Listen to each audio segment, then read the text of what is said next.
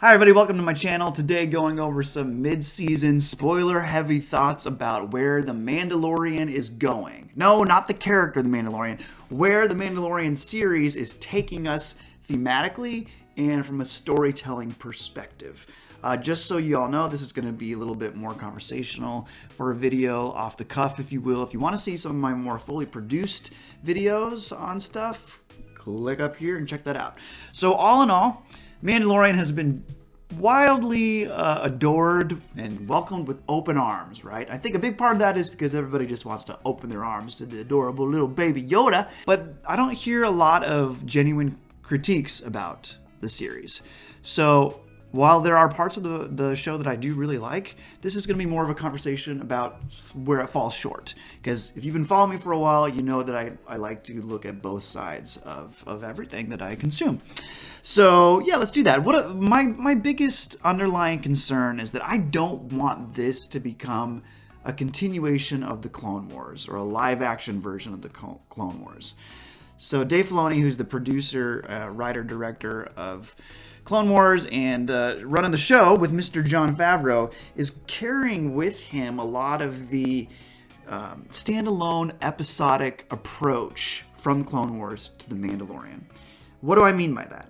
So, episode starts, Mando goes on a quest, meets some new people that may or may not show up again, defeats an adversary, and returns to his ship with Baby Yoda safe in tow, to repeat the cycle again at the beginning of the next episode. This is where I have a problem. Now, when the show breaks out of this pattern, it really starts to excel. And I think the first 3 episodes of season 1 are still the best, because each episode builds on the previous one, till finally Mando, gives into his gut and rescues the child from the Empire at the end of the episode called The Sin, which is still the best episode that they have put out so far.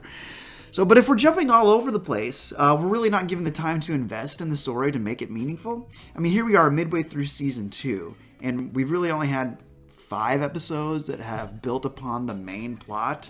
So we just gotta pick up the pace here. I think that, we can be more sophisticated than that. And I'm thinking of other shows, like if we could get scripts like from Game of Thrones or Fargo or even The Good Place, even though it's a comedy, but with those examples, they cram so much story into every episode that you can't miss an episode because you'll be totally lost. The same cannot be said for Mandalorian.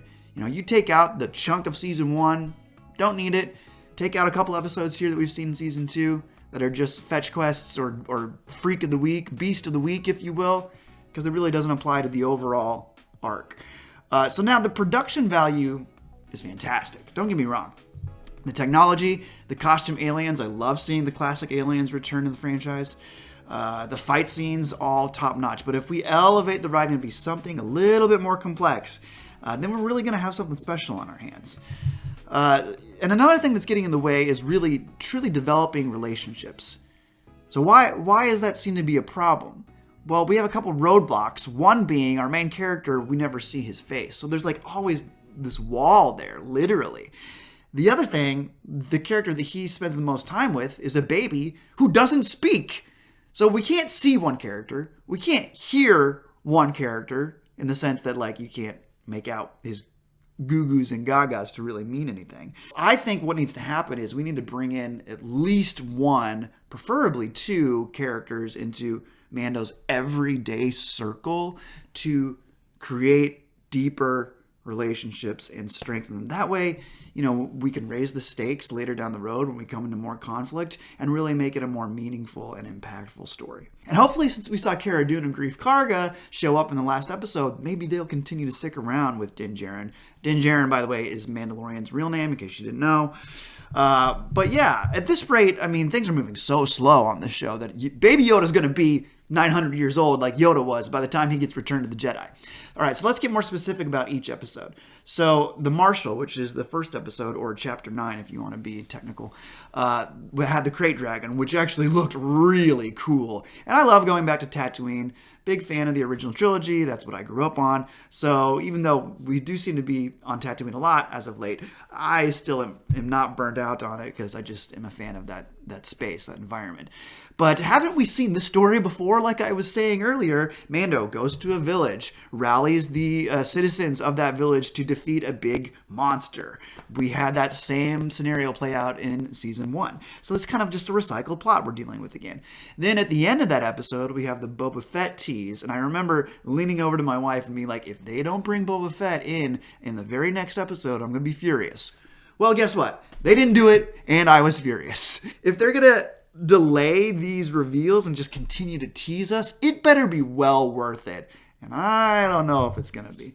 Let's talk about the Amy Sedaris character for a second, because I still do not like her in this. I'm told that she does great work. I'm not familiar with her work. I know that she's more of a comedian, but like she yells all of her lines. Like that's not a character choice. And I just see a lot of cute acting, a lot of hand acting in that scene when she's playing sabacc with the insect guy in the Mos Eisley Cantina. She's got her hands acting all over the place. It's a lot of like, look at me, I'm quirky sort of thing. What it boils down to with like her character is not everybody can do the Star Wars thing.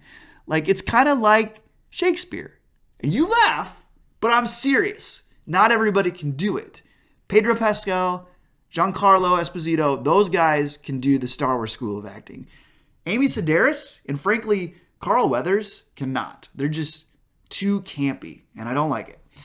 But the Frog Lady was awesome. I thought she was delightfully cute and awkward. I loved her little spa moment with her eggs. Anyway, overall, that episode was kind of just another Beast of the Week episode, but I enjoyed it. Now, episode 4 of this season, the Heiress, I have a lot of problems with. The biggest thing that happens in that episode is that Bo-Katan is introduced. Now, she's a character from the Clone Wars, which if you're a Clone Wars fan, I guess that's cool. But if you're not, then it's just like, okay, here's another new character. And I have to rant about her age for a moment because this really took me out of it. So this character should be in her 50s. Let's do the math here. During the Clone Wars, Obi-Wan is in his late 30s. Anakin is 22, I believe, in Revenge of the Sith. So let's say Bo-Katan is in her mid-20s. I mean, she's a friend and counterpart with them. I think that's fair to say. So if Bo-Katan is 25 in Revenge of the Sith, then that means she would be 53 now. Does this character look 53 to you? Let this woman age. Let her gray hair shine through. I just don't understand why they did that. And I know it's cool that like the voiceover actor is now playing the live action version of the character, but she can be an older woman and still be awesome and, kick butt or whatever. I just don't get it. Because if you're asking me to believe that Obi-Wan went from this to this in just 19 years, then how can I accept Bo-Katan going from this to this in 28 years? I know the first version is an animated character, but she looks like she hasn't aged a day. Come on. Let this woman be a beautiful older woman.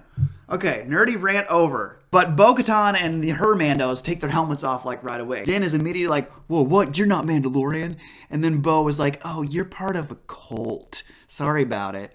Apparently she says he's part of Child of the Watch, which again I guess is related to Death Watch in the Clone Wars, a cult of religious zealots whose goal is to return to the ancient ways. And she mocks him by saying this is the way when she goes back in the terms of the deal. She kind of makes up for it later on, but I just feel like this is kind of a way, like why are you belittling your main character and saying that he's from a cult? So they better flesh that out a little bit. And then there's another tease with Ahsoka. Go find Ahsoka on this planet. Will we see her in the next episode? No, you got to wait 2 episodes before she shows up. But this goes back to what I was saying earlier about not making this the Clone Wars show. Let Din Djarin be his own thing. And if Filoni really wants to do an Ahsoka or a Sabine Wren series, then Disney should go ahead and just order one of those series. Don't try to cram it into something where it shouldn't fit. But I think that is what they're going to do. Hopefully that is what they're going to do. This is just like introducing the Rosario Dawson version of Ahsoka, and then she will get her spinoff. So that brings us to the last chapter episode that just released yesterday. The best thing in this episode, it's called The Siege. In it, we discover that Cara Dune is from Alderaan, and that she lost everybody when the planet got blown up. And more of that. That's the kind of stuff that we need to develop these characters. Give us more backstory. Let us see their pain. Things and like this is what's going to make the story more compelling. We also follow Mando and company as they take out an Imperial outpost on Navarro. I have to point out how ridiculous it is that Mando was able to jetpack all the way back to the other side of the planet, get his ship that has miraculously been repaired, pick up Baby Yoda from his first day of kindergarten, and return to his friends all in like 15 minutes. Because they said it was going to take 10 minutes for the place to explode. And Din Djarin flies back, rescues everybody in a little over that time. So I only point that out because if there's one thing I learned about being a Star Wars fan in the last few years is that we have to point out every, unrealistic occurrence that happens. So I'm just following suit with everybody else. We learned that the Empire is building clones by presumably using Baby Yoda's DNA or M count, which I think is safe to say that refers to the midichlorian count. So that'll be interesting too, because when midichlorians were first introduced back during the Phantom Menace, everybody hated that. So I don't know if we hate midichlorians now or not. I can't keep the hate straight. Interesting that these soldiers that the Empire seems to be developing look a lot like Darth Vader. I mean, we don't see them very closely, but I watched that scene a couple of times with Moff Gideon, and you can see all these soldiers lined up, and I was getting some heavy Darth Vader vibes, so that'll be kind of interesting to explore. So in conclusion, I started this video asking, where is the story going? I've presented some superficial examples about where the show, I feel, falls short. My hope is that Mando develops some more meaningful relationships and that his internal conflict really starts to build. Here's the point. We don't need to know where this show is going. But Filoni and Favreau and the other producers better have it figured out. And they need to start making some concrete decisions. Because most of all the gripes about the sequel trilogy go back to one thing. And that is that Lucasfilm didn't have a plan. People expect stuff to be well thought out nowadays. So they can't let the Mandalorian be a lab test. They can't sprinkle in some Ahsoka Tano and some Boba Fett and figure out how well is this all going to be received. They need to make some concrete decisions. And we'll see where the trajectory of the story ends up going. All right, guys, that does it for today. I will be doing a final Mandalorian Season 2 chat at the end of the series in 4 weeks. So look out for that. Until then, watch some more videos if you want. And may the Force be with you. Bye.